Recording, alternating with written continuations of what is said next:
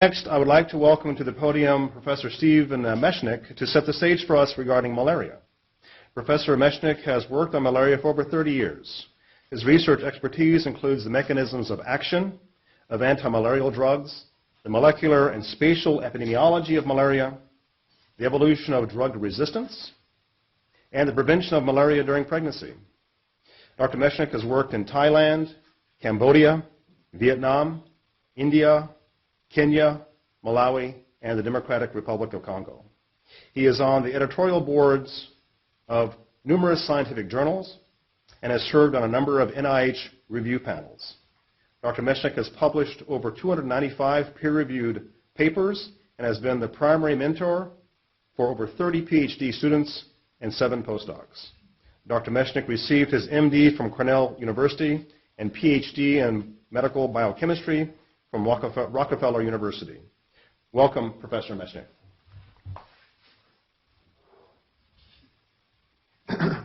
Thank you, and thank you for that introduction.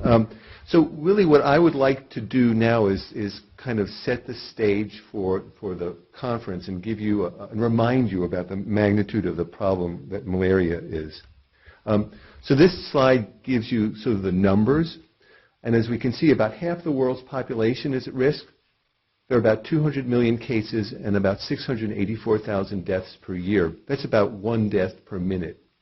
And I think the map completes the story in that it tells you where the burden of malaria is the greatest. And the reds and the yellows show you the most intense malaria.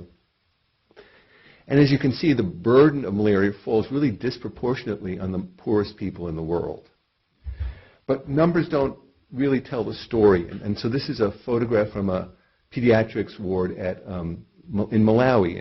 And during the rainy season, during the malaria season, there are thousands of pediatric wards where you'll see exactly the same scene. There are three infants. There are not enough beds, so they're all sharing one bed. And statistically, at least one of these will die. So we're really talking about a disease that affects the most vulnerable people in the most vulnerable ages in the most vulnerable people in the world. But things are not really all that bleak, and there have been some really impressive progress made in the past 15 years or 20 years. And one of the sort of greatest developments has been the introduction of artemisinin and combination therapies, or ACTs. And these have an interesting history. They were first developed as a Chinese herbal remedy called Xinghao. And then in the 1970s, the Chinese found the active ingredient and showed that it had very potent antimalarial activity.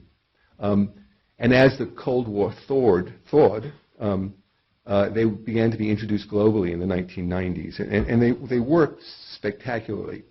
This slide shows you on the right the production of and use of these antimalarials in children, and as you can see, the numbers have been increasing very, very dramatically over the past decade. And on the left, you can see the mortality rates from malaria, which have also really been dropping. So these drugs have had a real impact on people's lives. But the dark side is that as the demand for the drug increases, our ability to produce it has not caught up. So on the bottom, you can see the demand and estimated demand for the drug, and the bars show you the production rate. So there's a gap between our need for the drugs and our ability to produce it. And unfortunately, this is the perfect space for counterfeiters. So I'm really just going to summarize now that what I've really tried to get across to you is the magnitude of the malaria problem. It's a preventable and treatable disease.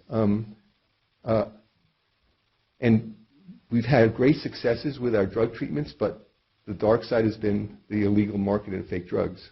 And these drugs are not only important for their ability to hinder control efforts, but they lead to kids dying. Thank you.